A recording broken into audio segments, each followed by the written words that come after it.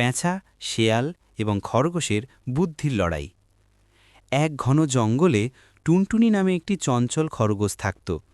কাছেই থাকত ধূর্ত ফক্সি শেয়াল। ফক্সি সবসময় টুনটুনিকে ধরার ফোন দিয়ে আঁটত। একদিন ফক্সি টুনটুনিকে দেখতে পেয়ে বলল, টুনটুনি, চলো দেখি কে বেশি দ্রুত দৌড়াতে পারে।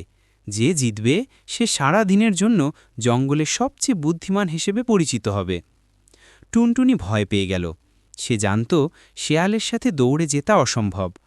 হঠাৎ সে ওপরের ডালে বসা জ্ঞানবৃদ্ধ বুধো প্যাঁচাকে দেখতে পেল।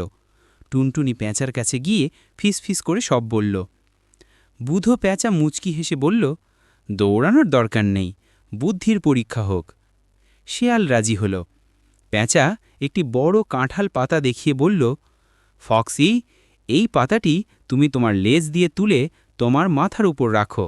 যদি রাখতে পারো তবে তুমিই সেরা বুদ্ধিমান। ফক্সি আনন্দে লাফিয়ে উঠল। এটা তো খুবই সহজ। কিন্তু যেই সে পাতাটি লেজ দিয়ে তোলার চেষ্টা করল, সেটি বারবার মাটিতে পড়ে গেল। লেজ দিয়ে তুলে মাথার উপর রাখা অসম্ভব ছিল।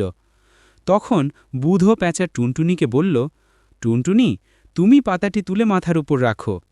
টুনটুনি সামনের 2 পা দিয়ে সহজেই পাতাটি তুলে মাথার উপর রেখে দিল।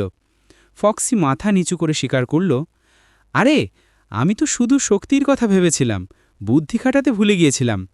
বুধো প্যাঁচা বলল, মনে রাখবে, শুধু শক্তি নয়, বুদ্ধি সবচেয়ে বড় শক্তি। চিন্তা করে কাজ করলে কঠিন কাজও সহজ হয়। টুনটুনি আর ফক্সি দুজনেই প্যাঁচাকে ধন্যবাদ জানাল।